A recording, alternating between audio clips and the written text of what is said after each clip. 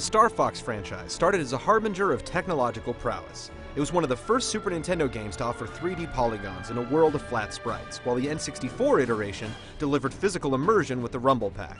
The series has taken a lull with the collect-a-thon that was Star Fox Adventures, and the off-kilter and too often out-of-ship Star Fox Assault.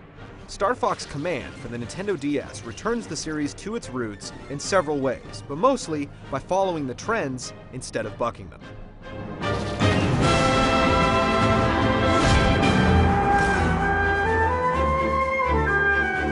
Despite the opening story salvo consisting of space systems and acidic planets, this is really a space soap opera with furries.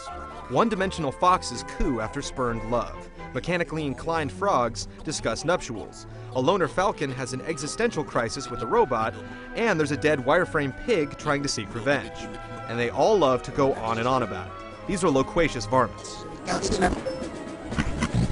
The initial playthrough ends in a bittersweet victory with world safe and feelings hurt. Paths are then unlocked, with Fox and company running the gamut of what-if scenarios and parallel stories, with new pilots and bosses to play and conquer across a whopping 9 different endings. Designed by Star Fox veterans, the characters are as fleshed out as a retired Admiral Rabbit can be. There's plenty of plot, but Shakespeare it's not.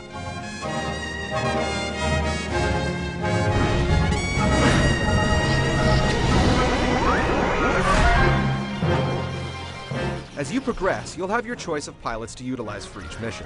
They all handle differently, and some are equipped with improved weapons like lock-on fire, leading to an intense highlighting mode reminiscent of Res. All the action is solo, with wingmen entering their own scenarios, but the free-roaming arenas have plenty of core enemies to hunt down before you run out of life or time. The occasional runaway missile breaks up the strafing, while the baddie bases let you relive the penultimate moment of Independence Day over and over. The command in the title positions itself in single-screen maps where you chart paths, intercept missiles, liberate bases, and quest for power-ups, all while trying to navigate a nasty fog of war. Even Great Fox gets in on the action, launching annihilating missiles at flocks of bad guys without any messy combat. As the turns diminish, pressure arises to quickly destroy the enemies and occasional bosses in hopes of earning extra men in the ranking screens. Labyrinth and asteroid fields add to the mix, and in a unique twist, you can scribble away a little bit of the fog of war with each turn, only for it to creep back in.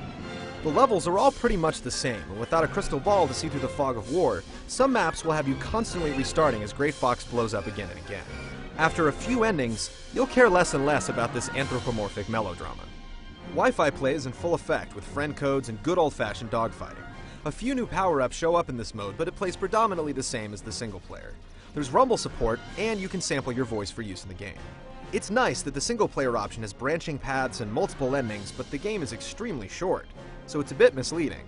Once you've beaten it a few times, all that's left is the Wi-Fi multiplayer, and just like in Star Fox 64, it's fun for about a minute.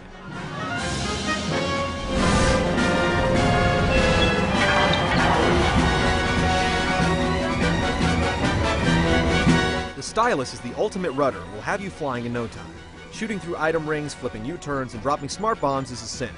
The buttons all facilitate the same purpose: fire. The only exception is the barrel roll.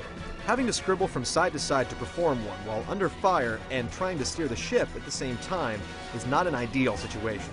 Otherwise, you'll be surprised that such a relatively complex control scheme has been executed so well.